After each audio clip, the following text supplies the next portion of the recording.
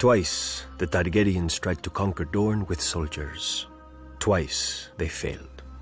Only when the Dragon Kings came bearing husbands and wives did my ancestors relent and agree to join their 7 kingdoms.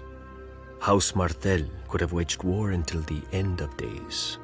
But how could we resist a peace we could take to bed? For centuries, the Iron Throne had no more loyal ally than the princes of Dorne. Since we had never fallen to them, we kept our ancestral title.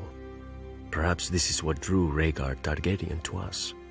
His royal parents had not produced a sister for him to wed, so he had to look elsewhere for a princess. And there was only one in Westeros, Elia of House Martell, my sister. She was not the most beautiful woman in the world or even in Dorne, but rare for a woman from our land. Her flower came with no thorns. She was kind and clever, with a gentle heart. I loved her. I feared for her. For years I fended off lesser men from her. But when Rhaegar came, even I failed. He was beautiful and the crowned prince of the 7 kingdoms. And our mother had worked so hard to secure the match, how could Elia not accept him? They were wed, and he took her from her home, from those who loved her and would die for her, and locked her in his red keep above his sty of a city surrounded by false friends. She bore him a daughter and a son, though each almost cost her her life. Elia loved Rhaegar. She obeyed him, and he chose to steal away Lyanna Stark, a pale northern girl whose veins ran with ice like all her people. Instead of disciplining his faithless son, King Aerys executed the Starks when they came seeking justice, and ignited a revolt. I know how the Maesters describe the war now, but calling it Robert's Rebellion does not change what it was. The War of the Usurper. Dorne sided with the crown, for when we swear oaths, we keep them.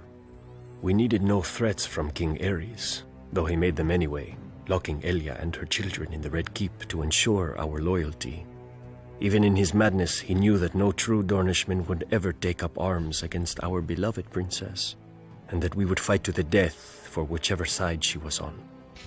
At the Trident, Dorne lost 10,000 men and 2 princes, my uncle in the King's Guard and Elia's gallant husband, Prince Rhaegar, who was too slow or too arrogant for Robert's war hammer. As Robert's army marched on King's Landing, the Mad King sent his own wife and child away, but kept my sister and hers inside. In his madness, Aerys thought that the Dornish had betrayed his son at the Trident, and was only too happy to welcome his one true friend back into his ranks, Tywin Lannister. Lord Tywin's army sacked his friend's city while Lord Tywin's son murdered the king he'd sworn to protect. All this could have been forgiven. War is terrible, and men must become terrible to wage it. But the Lannisters knew that as long as my sister and her children, Prince Rhaegar's heirs, lived, no usurper could safely sit the throne. So Lord Tywin's dog, Sir Gregor Clegane, the Mountain, made Elia watch as he murdered her daughter and dashed her infant son's head against a wall. Then, with her baby's blood still on his hands, he raped my sister and murdered her. When Lord Tywin later presented their bodies to Robert Baratheon wrapped in pretty Lannister cloaks, I have been told the red color graciously hid the blood from men's eyes. The Targaryens talk of fire and blood. In Dorne, our blood is fire. If Robert Baratheon had dared set foot in Dorne during his reign, he would have lost the foot, and it is not even him we blame for Elia. The Lannisters think their gold buys them power. The Lannisters think their mountain buys them strength.